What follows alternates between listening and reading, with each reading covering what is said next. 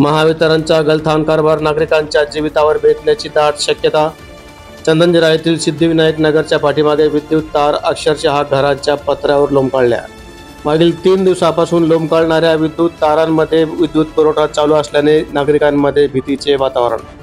जालना शहरातील चंदनजिरा स्थित सिद्धिविनायक नगरच्या पाठीमागील कॉलनीमध्ये वादळी वाऱ्याने विद्युत खांब झुकल्याने विद्युत वाहक तारा नागरिकांच्या घराच्या पत्र्यावर लोंबकळल्या आहेत। या तारांमध्ये सध्या विद्युत पुरवठा चालू असून नागरिकांमध्ये घबराटीचे वातावरण आहे।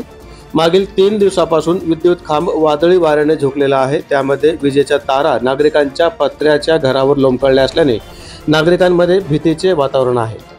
महावितरणचा कारभार अतिशय गलथान झाला असून नागरिकांच्या जीवितास धोका निर्माण झाला असल्याचे या परिसरातील नागरिकांनी सांगितले। सदरील गल्लीतील नागरिक 3 दिवसापासून महावितरणच्या अधिकाऱ्यांना व कर्मचाऱ्यांना ही बाब सांगत असून कोणीही याकडे लक्ष द्यायला तयार नसल्याचे नागरिकांचे म्हणणे आहे। सदरील परिसर हा ग्रामीण मध्ये येत असून कन्हैयानगर येथील कार्यालय या भागाशी संबंधित आहे।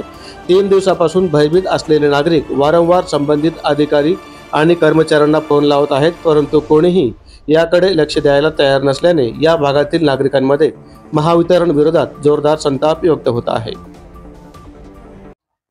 चंदनजिरा येथील सिद्धिविनायक नगरच्या पाठीमागील भाग जी गल्ली आहे ती म्हणजे ग्रामीण मध्ये येते ती एरिया MSCBचा आणि ग्रामीण क्षेत्र हे कन्हैयानगरला आहे।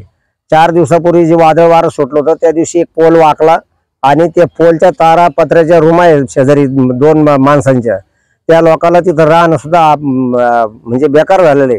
का राहावं का नाही राहावं एक तिथे धास्ती झाली, कारण ते करंटच्या तारा आहे आणि MSCBचा एक वायरमॅन बघून गेला आणि ते म्हणतो मी साहेबांना घेऊन येईन, पण तो काही येईन नाही। साहेबांना फोन मी स्वतः सुद्धा लावले, त्यांच्या व्हॉट्सअपवर ते फोटो टाकले, त्यांना मेसेज सुद्धा केला तर जर उद्या जर एखादी जीवित हानी झाली तर या गोष्टीला जबाबदार कोण राहील। कारण त्याच्यामध्ये आज सकाळी गायी अडकल्या होत्या, त्या गाडी अडकल्यामुळं आणि करंट सप्लाय चालू असल्यामुळं जर यात कदाचित गायी चिटकल्या असत्या, गायी सोडायला कोणी बाय माणसं गेले असते, कोणी चिटकलं असतं, याला जबाबदार कोण राहील। लाईट चालू आहे, सध्या सप्लाय चालू आहे, आपण बघू शकता लाईट चालू आहे। त्यांचं काय म्हणणं आहे महावितरणचं? नाही ते बाई वायरमॅन आलता फक्त एक, तो म्हणला मी साहेबांना घेऊन येतो, तो जे गेला तर मावाला तर अजून उगावलंच नाही। तो या गल्लीवाले सगळे परेशान आहे। आता साहेबांनी फोन स्विच ऑफ करून ठेवला। कधीपासून झालं हे? परवाच्या दिवशी आला तो, 3 दिवसापूर्वी वारा झाला तर त्यावेळेस झालेले 3 दिवसापासून त्यांना कॉन्टॅक्ट आणि याच्यामध्ये हे लोक त्या लाईनीच्या भीतीनं 3 दिवसात जीव मुठीत धरून कसं तरी त्या घरात ते वावरताय, म्हणजे ते मृत्यू त्यांच्या जवळ आहे असं ग्रहित धरून झाला तुम्ही। जगन्नाथ चव्हाण। परवा दिवशी वारं वादून सुटल्यापासून हे पोल वाकलेला आहे, त्याचे पूर्ण वायर आमच्या पत्राला टेकलेले। जर काही जीवित हानी आम्हाला जर कमी जास्त झालं तर आम्ही कोणाला हे करणार आहे?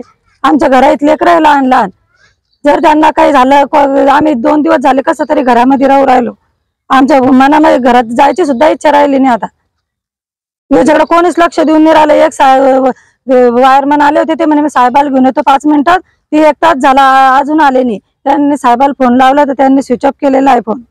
आता आम्ही काय करणार आहे, कोणाला सांगणार आहे आम्ही? तुम्ही लोकांना लावला फोन? हा आम्ही पण लावला ना। काय म्हणणं त्यांचं?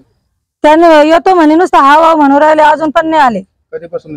हे परवा 3 दिवस झाले। आता 3 दिवसापासून कोणीच नाही आलं? नाही, ते वायरमॅनच येऊन गेले फक्त, बाकी कोण नाही आलं।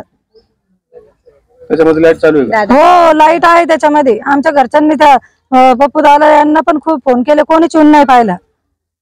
काय नाव आपलं? ज्योती गणेश गायकवाड। आमचं 3 दिवस झाले वाऱ्यामुळे हा पोल वाकलेला आहे, लाईटीचं पुन्हा गायी येऊ लागल्या, या पत्रावर करंटचे वायर आहे, कोणी येऊन पाहिना नाही। आम्ही नगरसेवकला फोन लावला, कोणी येईना नाही, कोणी पाहिना नाही, काळजी घेणं नाही। लेकर आहे, बारीक बारीक लोकांचे पत्र आहे, पत्रावर जर कधी समजा करंट आलं काही झालं मग कोण करणार, याची जिम्मेदारी कोण घेणार आहे? नगरसेवक येऊन पाहत नाही, मग कोण पाहणार आहे याला? नंतर जा गरज पडली तर सगळे लोक येते, आता कोण पाहणार आहे? मग आता जर नाही आलं नंतर कोण पाहिजे? मग आम्ही कसं पाहा नंतर कोणाला? आता आमच्या जर जीवाची द्यायला काळजी नाही नंतर कोण पाहिजे? साहेब लोकांना फोन केला? साहेब लोकांना आम्ही पप्पू दादाला फोन केले, साहेब लोकांना फोन करू राहिले, पण कोणी येऊन पाहता चाललं जाते वापस।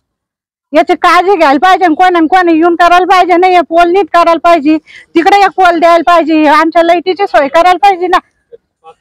काय नाव आपलं? कासाबाई सकाराम नेमाने।